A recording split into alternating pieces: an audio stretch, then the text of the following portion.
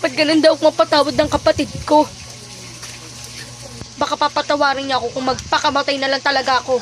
Kung totoonin ko talaga magpakamatay. Gagawin ko para mapatawad lang ako ni Bella.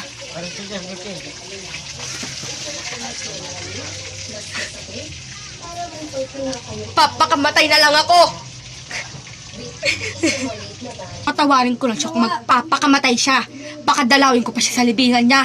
Kakagigil siya. Ano akala niya? Sinuswerte? Papatawarin ko kagad siya. Kapal din naman ang pagmumukha ni Bella, ni Cara. Hindi ko siya kayang patawarin. Mas maigi pa sa kanya na mawala na lang talaga siya. Mas maigi na nga lang talaga magpakamatay na lang ako. Gagawin ko lang para lang mapatawad ako ni Bella. Puso niya, masabik pa rin makahanap. Inabutan na siya ng dilim habang naglalakad sa isang kanto malapit sa Ayala. Papakamatay na ako. Sa tapat ng isang mamahaling restaurant, hindi dahil sa pagandaan ito, kundi dahil sa talagang lumabas mula rito. Gagawin ko na. Ang babae ang bumulay. Paligado, Patawad ko pa siya kung tumalo lang siya sa building.